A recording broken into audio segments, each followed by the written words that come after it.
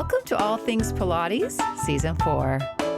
Though we can't know exactly what Joseph Pilates was thinking or feeling towards the end of his life, we do know he wanted the entire world to practice contrology, and that want has certainly become a reality. Hello, everyone. I'm Darian Gold, and here on All Things Pilates, we discuss the man, the method, and how his genius continues to influence and inspire.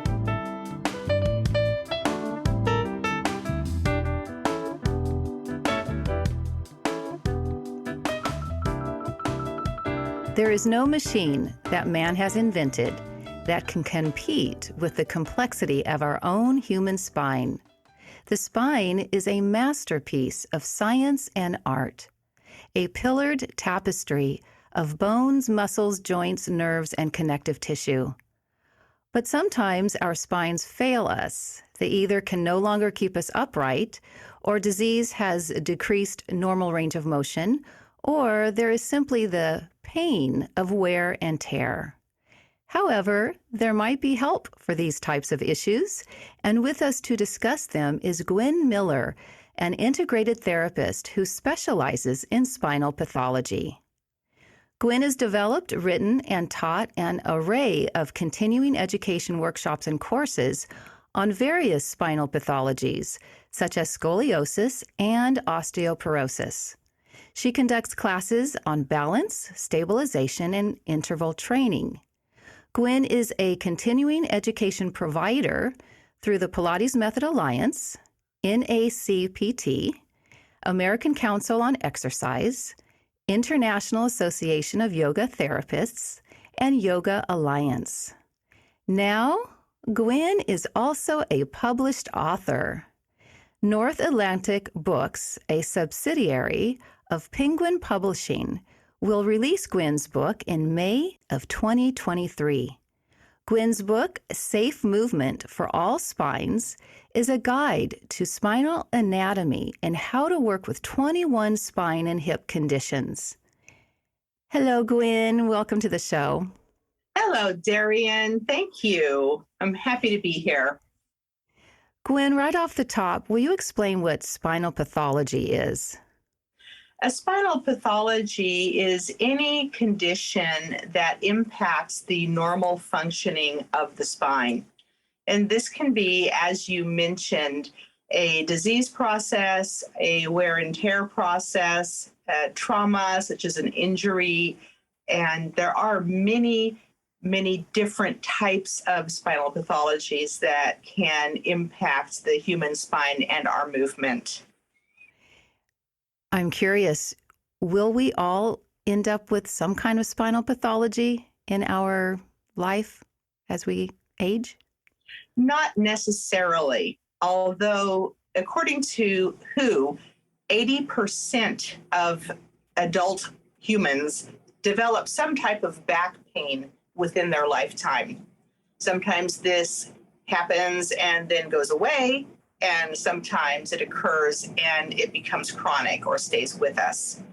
So back pain is not necessarily a correlation with an injury or a wear and tear. However, these do make up a great proportion of people who have back pain.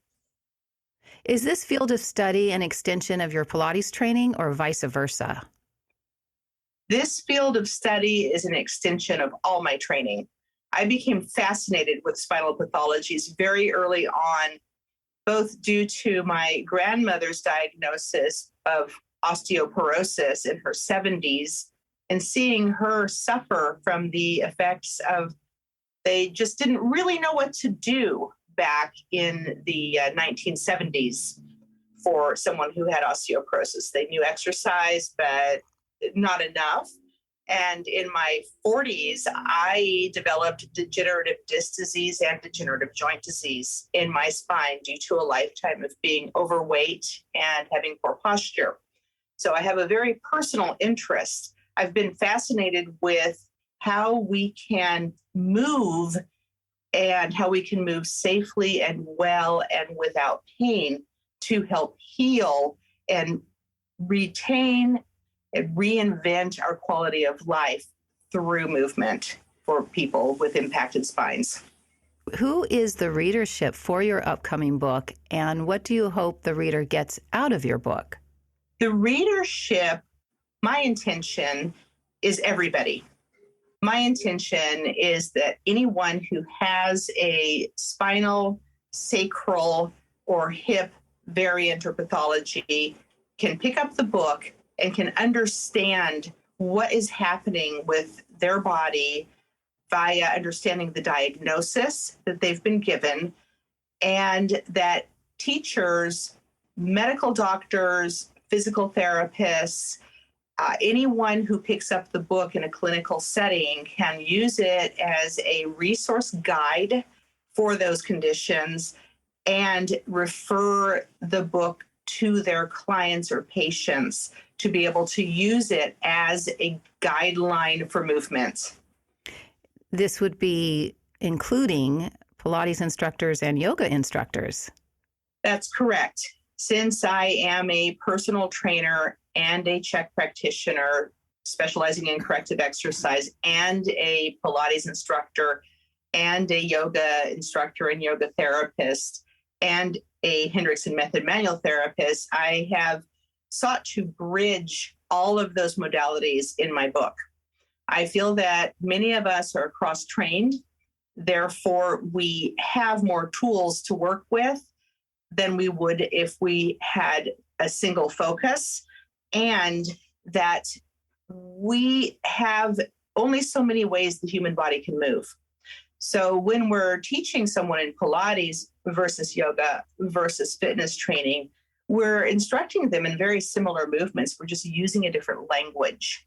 And I have sought to bridge those modalities so that we have a commonality of movement and teaching people more than just say this for that, this exercise, you do it this way for that thing, teaching people how to think about the movement so that the instructor and through them, their client becomes empowered to continue moving. We know movement is the most important thing we can do to maintain our health as we age. Well said. You did mention two other modalities besides yoga and Pilates, and maybe our listeners aren't aware or haven't heard of CHEK or Hendrickson. Can you explain? I see. A CHEK practitioner is a pretty high-level instructor who has taken courses from Paul Chek in corrective holistic exercise kinesiology. And Paul Chek is brilliant and self-taught and has not been tremendously good at marketing himself outside of the fitness world, unfortunately, because he has so much to offer. This is the man who brought the idea of corrective exercise into fitness, and he also brought the Swiss ball or the large physio ball into fitness settings from physical therapy. And Hendrickson method is a soft tissue mobilization, joint mobilization, and muscle energy technique blend that Dr. Thomas Hendrickson developed over a 50-year career and has taught myself and many others how to perform. And it is a absolutely life-changing modality. Wow.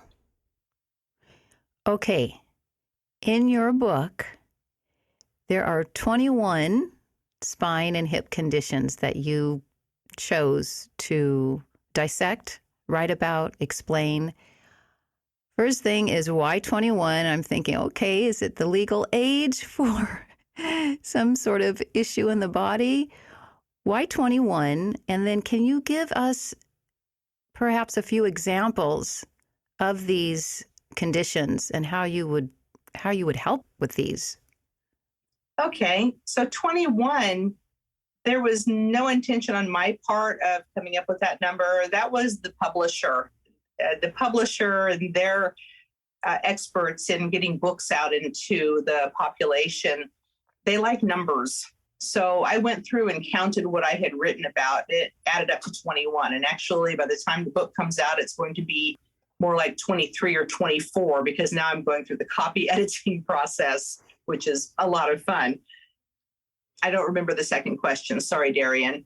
What was it? Can you give us some examples of these conditions and how your book addresses them and how you would help with these conditions? So the conditions include disc herniation and derangement, osteopenia, and osteoporosis. These are what I call flexion intolerant spinal pathologies. In other words, the general guidelines that we all are aware of is to avoid flexion when someone has this going on. Then we have what I call an extension intolerant spinal pathology group, which is spinal stenosis, spondylolysis, spondylolisthesis, ankylosing spondylitis. And these are ones that could cause pain or even worse, create harm if someone goes into extension, which is the opposite movement of the spine. That would be back bending. Then I also have covered hips, hip variants, not just hip replacements, but different structural variants in hips, sacral issues, SI joint dysfunction, which we sometimes know of as causing sciatica, and hypermobility, which was a very interesting chapter to write. I actually, in my research, learned a lot more than I thought I knew about. Share. Tell us. And then scoliosis.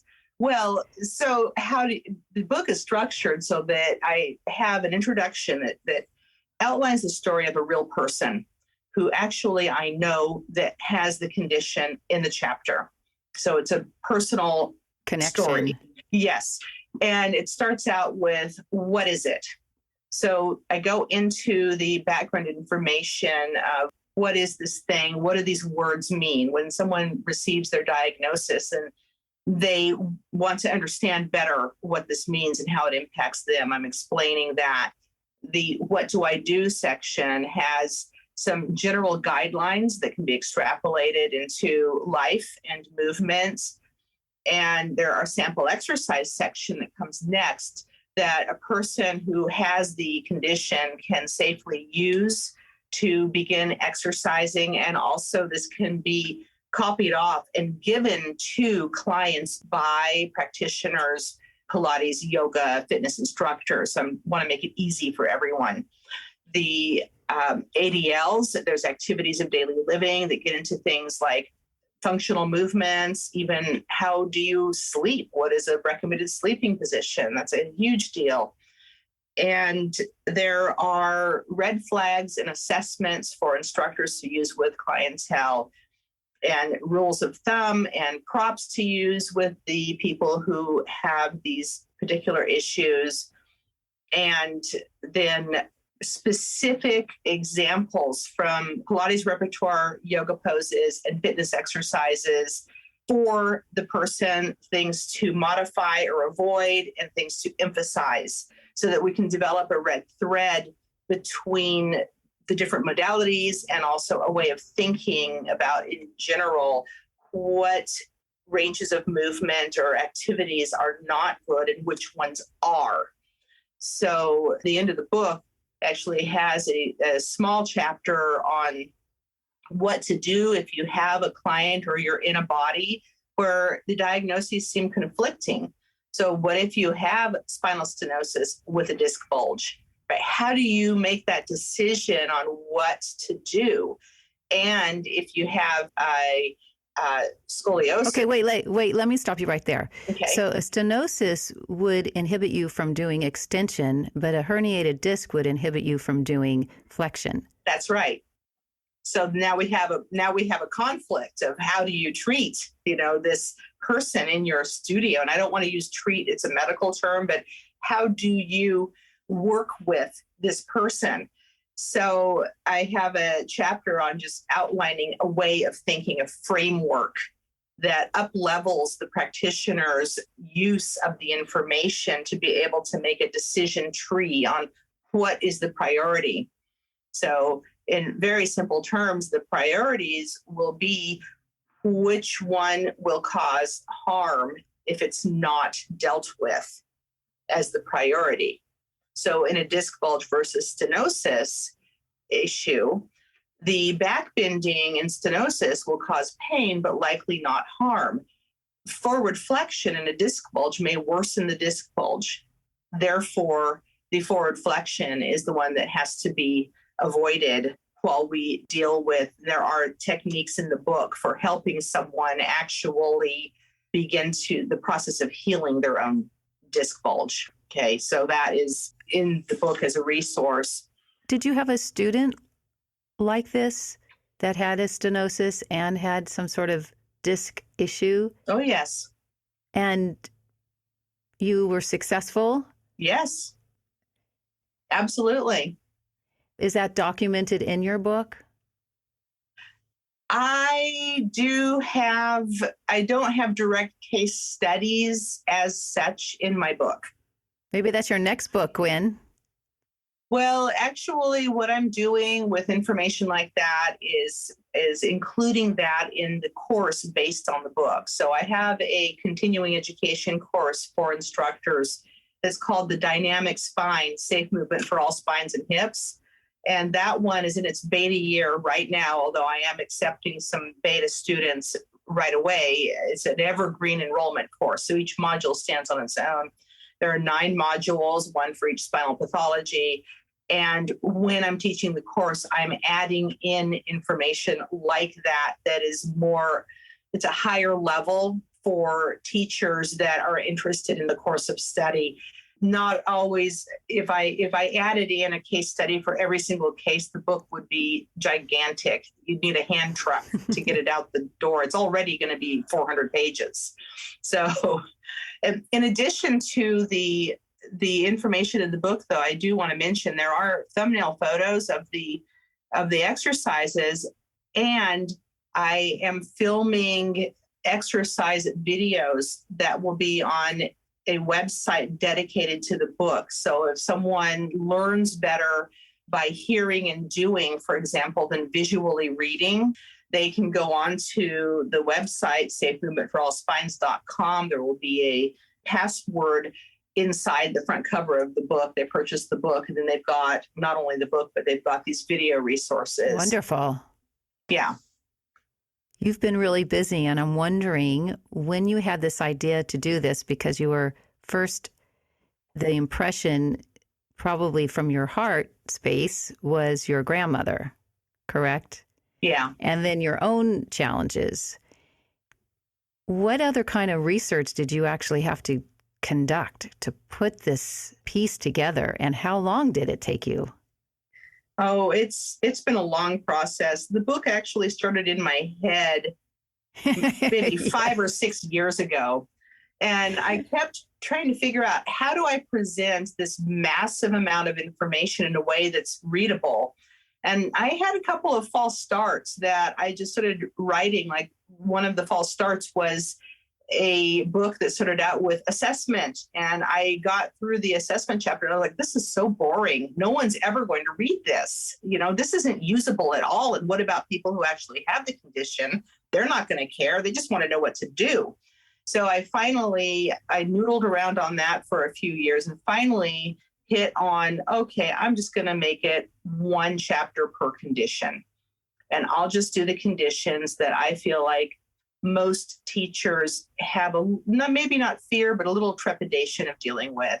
But it's things that we get referred to by physicians and physical therapists. Right? We're a bridge between the physician and physical therapy medical world and people just returning to their quality of life. We bridge it. So many Pilates and yoga instructors and personal trainers get referrals like this. So how do we serve this population? How do we up-level our skills?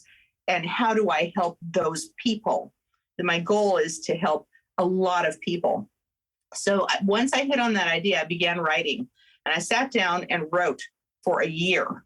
And I just wrote out of my head. I just wrote what I knew.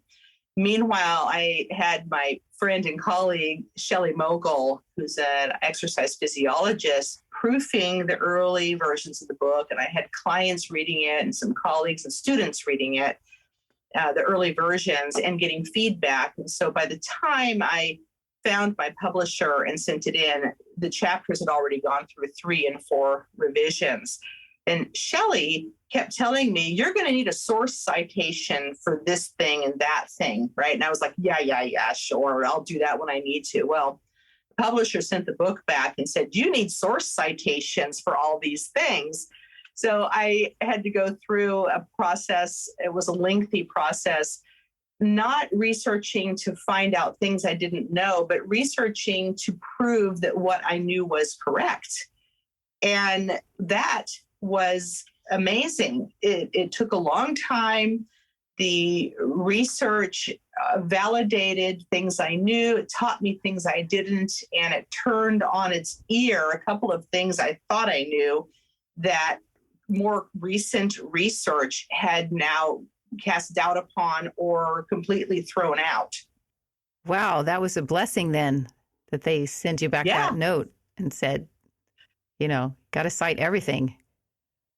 Well, you have to. If you're going to write a book on something that is technical, even if you're trying to make it usable for the regular human being, which is my goal, to write in plain language, yet you're making statements that are fact, it has to be backed up. So it was humbling and invigorating all at the same time. What has been one of the most interesting aspects or things that you've learned about the spine along the way that has maybe piqued your interest for not necessarily another book, but it's just brought in what already exists and lives in your mind? Is there anything about the spine that keeps you in awe, for example? Well, to say that I'm in awe of the power of the human body to heal would be an understatement. To realize that in our human bodies, we have an innate desire to heal and be well, and that sometimes we just need the guidance to make that happen. The environment, knowing what to do, it's so important. The interests that I have, I've always been fascinated by scoliosis.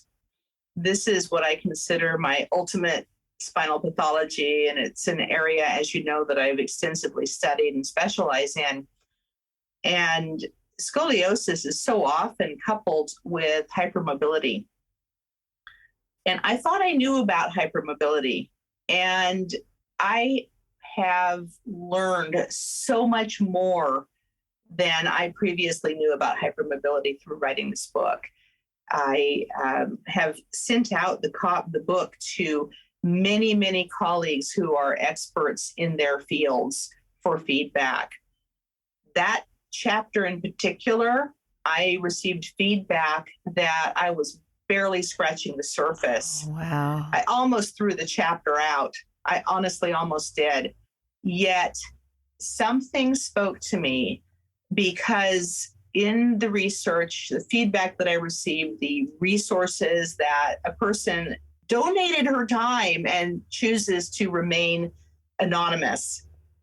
I asked her permission to include her in the acknowledgments of the book. And she was like, no, I'd rather stay behind the scenes. And I am so, so grateful for her input. She set me on a path of realizing and researching. And I found out through the research that people with hypermobility syndromes, and specifically more women than men, wait 24 years for a diagnosis, often of Ehlers-Danlos hypermobility, for example, in which they're chasing around trying to figure out why their body doesn't work for them. And what's happening. Again. Say that condition again. Ehlers-Danlos syndrome. Was that named after a person? It's, yes, named after the doctors, the researchers who identified it. And it was stunning to me when I was doing my research and researching into pain science and looking at how can I serve this population. And I really became inspired to just totally rewrite that chapter, because when someone is suffering for 2 decades with a condition that they don't understand, that they're being told their pain and their symptoms are in their head, that is, it's not okay. And How does it present? Well, there's so many different conditions that go with it. That's all in the hypermobility chapter.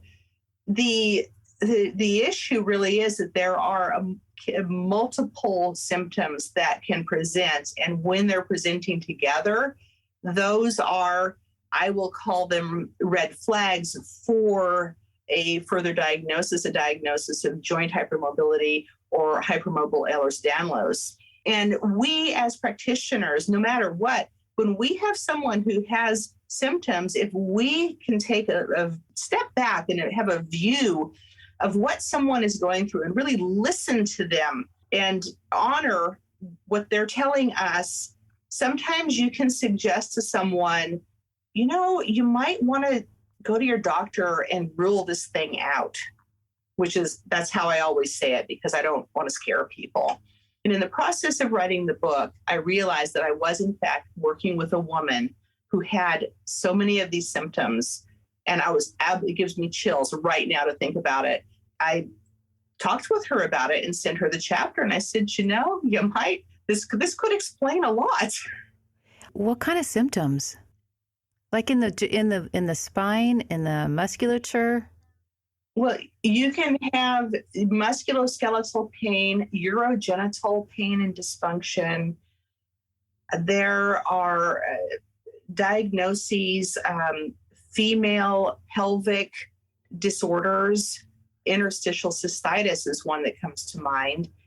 A variety of what would seem like really random symptoms altogether that point in the direction of there is a soft tissue dysfunction going on globally in the person's body. It's not always just the spine.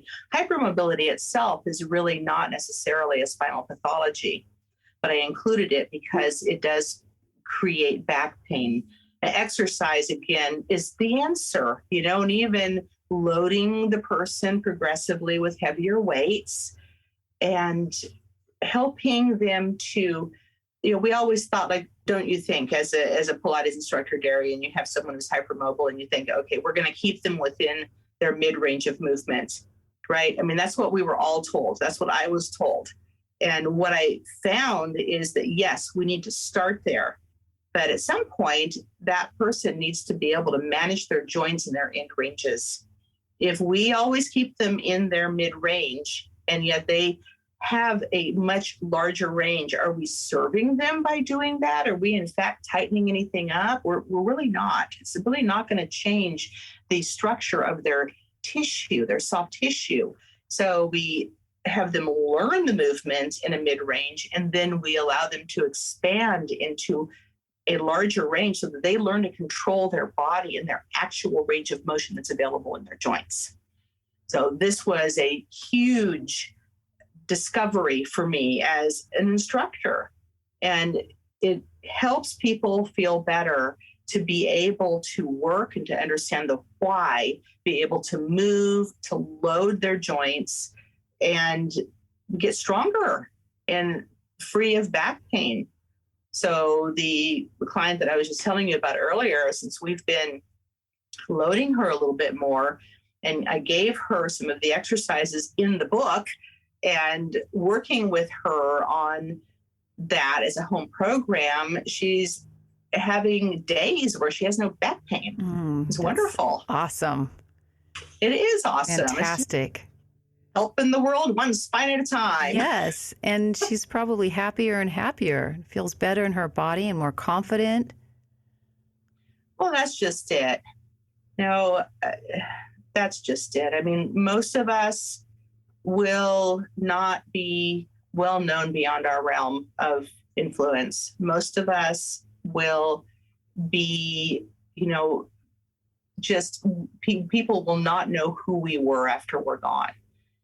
But that doesn't really matter. If your work with someone helps that person so that they have a better life, maybe they're just flat out kinder to their children and their children grow up without a grumpy mama or papa. Who knows? That child could do something really phenomenal or not. Maybe they're just a happy person and we spread light into the world. But I do feel that our influence spreads like a ripple effect. And the more people that we can help, the better off everyone is, the more light we can give. Did you ever want to be a preacher? Did I ever want to be a preacher? I am an ordained minister with the Universal Life Church. I married, I was. I didn't know that. I was the officiant of a friend's wedding about, I forget, 8 years ago or something like that. So my mother was an ordained interfaith. Oh my God, it's just the vibe I'm picking up from you right now. My biological father is an ordained Methodist minister. It's in your DNA. I feel very, very strongly that the connection that we have with people is from the heart. We're all working to help people because we are all innately healers. There's no question. And where does healing come from? It comes from our heart. It comes from our connection with others. So when we work with someone, it's not just rote for us. It's coming from a deep caring. Yes. I remember Ramona standing in front of the reformer. I don't know how many people there were on the reformers, but she said that I don't know, I'm going to paraphrase, but basically when you're teaching someone and you're not actually moving, but you're moving inside and with them, and it's as if you are in their body. So there is this connection right away with your student or students that keeps that sort of the intangibles alive and prospering. You can't always define it, but you are in the experience with the student. And because of that, it's a very organic process. When it's time for you to give a cue or a correction, you're right in line with the student. It's not like you're saying by rote. You're like their twin. You're in there with them. And that is an extension of who we are on the inside. Yes. And they now have labels for that. And Ramona couldn't have been more right about that. We always say Pilates and yoga, we really have to feel it. We really have to get it in our bodies. But that feeling of you are right there, your body is doing what they're doing, you're feeling what they're feeling, you're empathic with the person that you're working with, that's entrainment and coherence. You entrain the person that you're working with to your heart energy.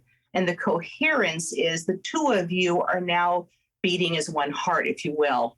It's amazing that these sort of woo-woo subjects, these kind of metaphysical things, they're now being proven to be true. We do have an energy field. Everybody knows that when someone walks into the room and they're having a bad day and they're projecting it, you're like, whoa, right? If conversely, someone walks into the room and they're just bubbling over with joy, you feel that too. How do you feel that? That's their energy. That's their energy field coming to you. So all of that is true. And I think it's important for us to remember as teachers and practitioners and healers that we need to set our intention when we're working with others to make sure that we have the best possible intention and energy going into a session. Clean intention. Clean intention, yeah, please let my thoughts, words, and deeds be for the greater good. please let me help. Well, you definitely have preacher energy around you, for sure. It's beautiful, beautifully expressed. As always, Gwen. Okay, so your book, I'm excited. I can't wait to get it. Your book is going to be out next year, basically, almost not even a year, May 2023. Can people prepay or pre-register? Well, right now there's not an avenue to do that. But if someone wants to find out more about the book, be on an email list for the release, find out more about the course, I welcome amy to my private email address, which is gwenamy@sonic.net. So GWENAMY@sonic.net. And I'm happy to make a list of people who are interested in purchasing the book for a resource and finding out more about the course. And I'm also have a YouTube channel now, Gwen Miller Studio on YouTube, that I'm releasing one video a week of a spine safe mat class, which I uploading recordings I did of a community service class that I did during COVID. Wonderful. And are you on Instagram and Facebook? I am. I'm on Instagram as I don't think it's just Gwen Miller. She doesn't. And well, here's the thing: is I'm not super good at marketing myself, yes, like so many of us. Well, so I'm learning that, and I have someone helping me with it. Yes, right, one spine at a time. And my Facebook page is just my name, Gwen Miller. I also have a secondary Facebook page, it's Gwen Miller Studio, but I'm actually just active on the Gwen Miller Facebook page. Yeah. Maybe there's a way that you could create a pre-order field on your Facebook page. And then people could just go, because people, I don't know. I mean, I know from my own, I'm learning from my own redesign of my website. The website is sort of the hub, but people mostly are, it's either IG or FB, right?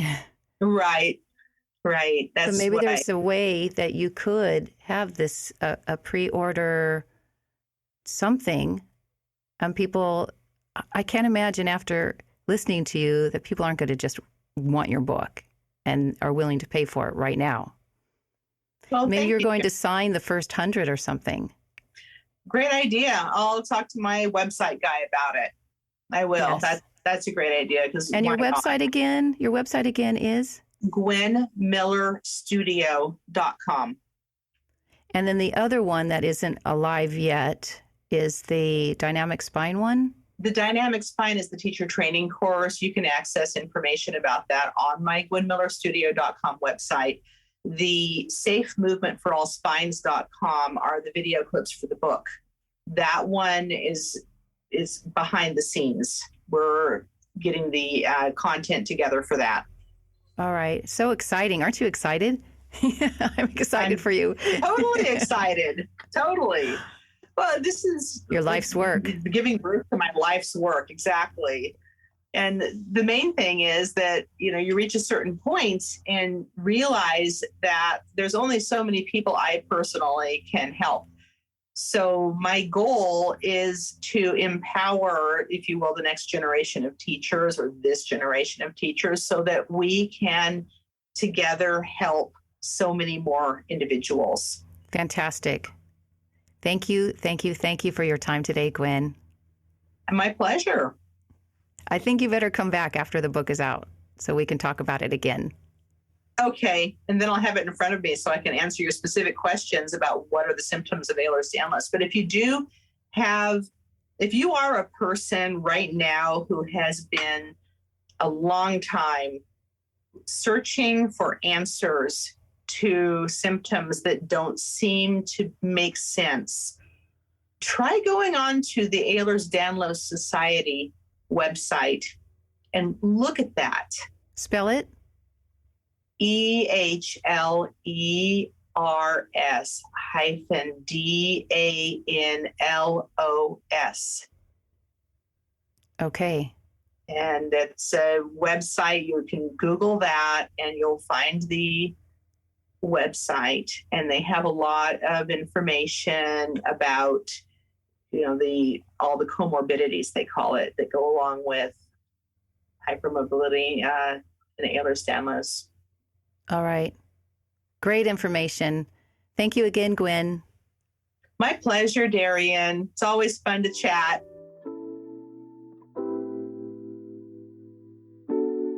All Things Pilates is produced, edited, and hosted by me, Darian Gold. Mastered audio mix by Fabian Romero. Theme music, Soul Blues Piano Shuffle by Boom Zoom. Without a strong and stable spine, the body compensates and creates all kinds of faulty movement patterns. This got me thinking about our emotions and how they might affect the wellness of our spines. Do you think that confidence or lack thereof might be another reason why our spines might or might not be strong and stable? As always, I remain in awe of Joe's work, and I look forward to being with you again in a couple of weeks for another episode of All Things Pilates.